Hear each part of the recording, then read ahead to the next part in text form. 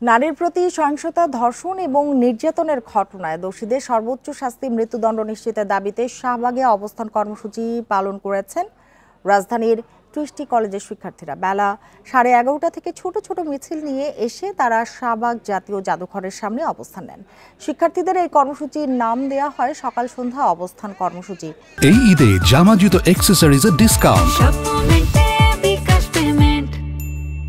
আয়োজকরা জানান, দেশ জুড়ে আশঙ্কাজনক হারে ধর্ষণ বেড়ে যাওয়ার প্রতিবাদে এবং দোষীদের সর্বোচ্চ শাস্তি মৃত্যুদণ্ড নিশ্চিত করার দাবিতে সব কলেজের উদ্যোগে এই কর্মসূচি পালন করা হয়। তারা 6টি দাবিতে বিক্ষোভ করেন। তারা চান এদেশে আর কেউ যেন ধর্ষণের শিকার না হন।